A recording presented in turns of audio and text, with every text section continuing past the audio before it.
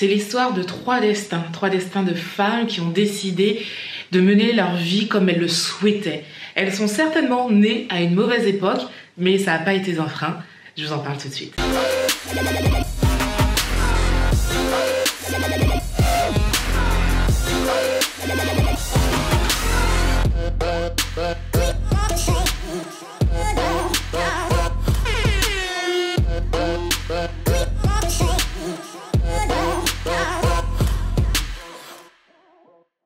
Hey, what's up? Bienvenue dans cette nouvelle vidéo, une vidéo coin lecture. Aujourd'hui, on va parler bouquins de femmes, bouquins d'histoires incroyables. J'ai lu 3 livres qui m'ont marqué et j'avais envie de partager ça avec vous. Comme vous le savez, cette rubrique je l'adore parce que je lis beaucoup et j'ai remarqué que vous aussi vous l'aimiez beaucoup. Donc n'hésitez pas à laisser des commentaires, surtout qu'en début de chaque vidéo je lis un commentaire, ça ne va pas tarder. Et partagez cette vidéo si vous l'aimez, abonnez-vous à la chaîne et c'est parti! Alors le commentaire du jour nous vient d'Ingrid G qui justement sous la dernière vidéo coin lecture a laissé un commentaire. Elle m'a dit: tu m'as donné envie de lire tous les livres, je vais commencer par l'énigme de la chambre 622, puis Ne suis-je pas une femme? Merci pour le partage. Bah, merci Ingrid déjà d'avoir pris le temps de regarder la vidéo et d'avoir laissé un commentaire. Aujourd'hui, on parle de livres qui m'ont marqué le mois dernier. Donc ce sont les livres que j'ai lus tout simplement le mois dernier. Et on va commencer par celui-là. Donc, Un soupçon de liberté de Margaret Wilkinson Sexton. Ce livre, c'est un roman, c'est une fiction qui nous parle d'une famille américaine, d'une famille afro-américaine précisément, et ça a toute son importance d'avoir cette précision. C'est l'histoire d'une famille afro-américaine dont on va suivre la vie, l'évolution pendant quelques décennies. Et en fait, ce livre, je l'ai trouvé hyper intéressant parce que ça aurait pu être votre famille, ma famille, si nous étions américains, évidemment, mais c'est une projection universelle en fait. C'est une projection universelle dans le sens où ces personnages sont liés par des choix de vie. Et chacun va faire un choix de vie qui va impacter sa famille. Et c'est pour ça que je dis que ça aurait pu être vous, ça aurait pu être moi, ça aurait pu être notre famille. Dans toutes les familles, certaines personnes, nous-mêmes, faisons des choix qui ont un impact direct ou indirect sur notre famille. Et c'est superbement bien raconté dans ce livre. Et c'est vrai que on se projette hyper facilement. C'est un livre qui est très facile à lire. Et on sourit, on a des frissons.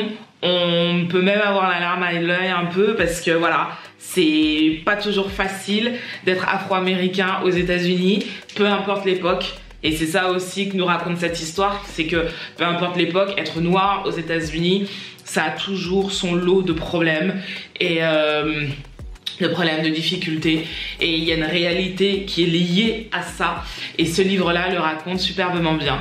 Donc c'est un livre de Margaret Wilkinson Sexton qui s'appelle Un soupçon de liberté.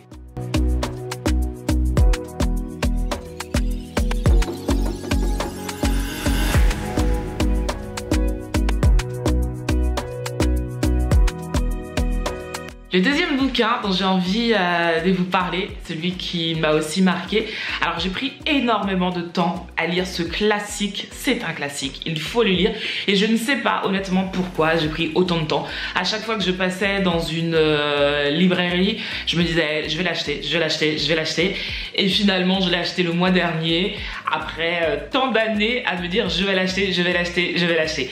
Et j'ai bien fait de l'acheter parce que c'est un livre qu'il faut absolument avoir lu si vous avez une conscience féministe, si vous avez envie de comprendre le mouvement féministe, si vous n'êtes pas féministe et que vous vous posez des questions concernant ce mouvement.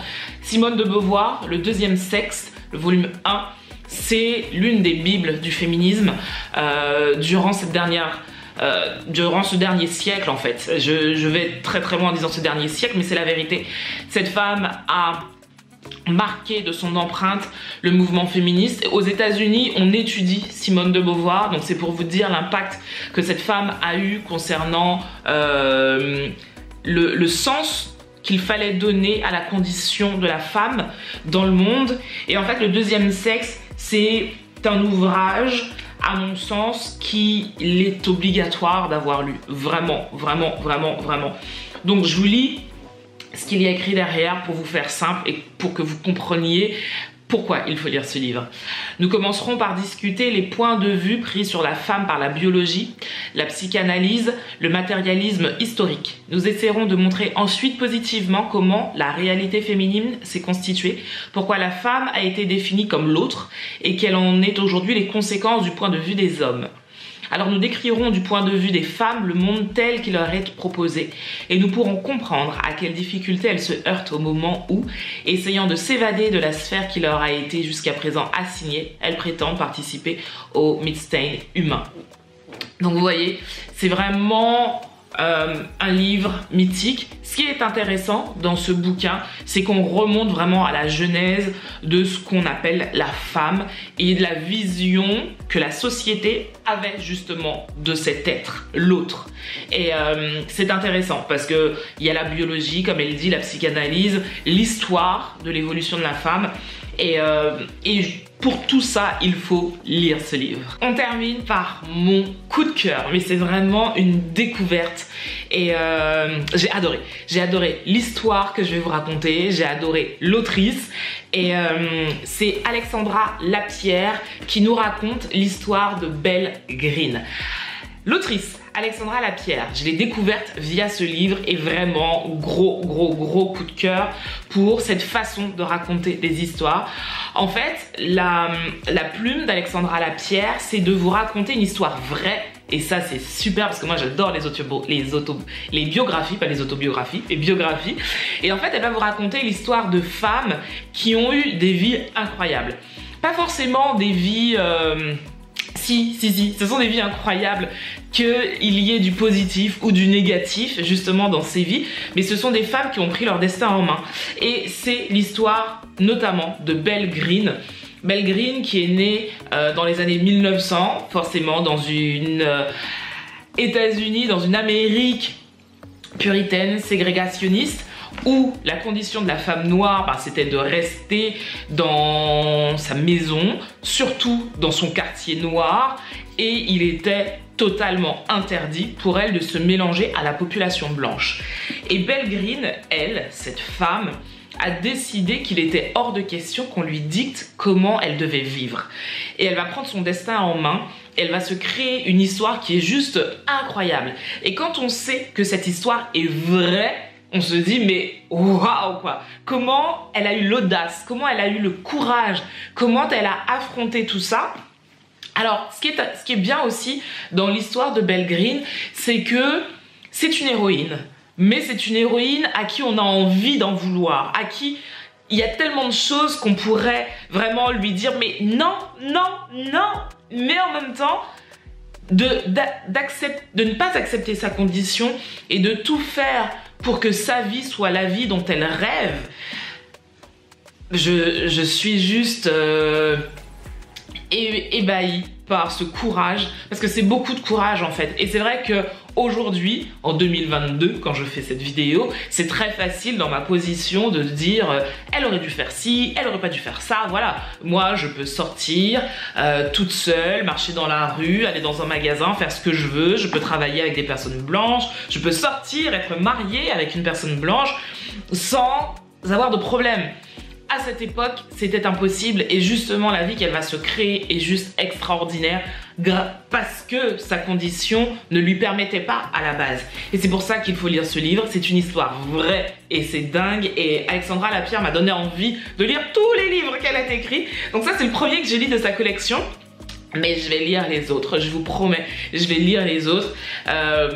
C'est un très beau livre, c'est une très belle histoire et c'est un très gros coup de cœur. Voilà pour mon cours lecture de ce mois. Pas beaucoup de livres, mais honnêtement, des 3 livres, si vous deviez en lire qu'un, ce seraient les 3. Vraiment, ces 3 livres sont vraiment super et le gros coup de cœur pour le dernier. Simone de Beauvoir, bah, c'est un classique à avoir lu. Et Un soupçon de liberté, c'est une fiction, donc quelque chose d'un peu plus léger, on dira, mais en même temps d'impactant. Donc vraiment, une très belle sélection de mon point de vue. Si vous en avez lu un des trois, dites-moi ce que vous en avez pensé. Si vous n'avez pas lu un des trois, c'est pas grave, mais dites-moi si vous avez envie d'en lire un. Qu'est-ce que vous avez lu ces derniers temps? Peut-être que vous allez me donner des idées de lecture, même si j'ai énormément de livres à lire. Faut vraiment que j'arrête ça. Je me suis promis de lire tous les livres que j'avais là avant d'en acheter, et là déjà je me dis ouais, je pars en vacances et il y a un livre que je vais absolument lire, et voilà, c'est... Mais ça va aller, ça va aller. Sur ce, je vous fais de très gros bisous.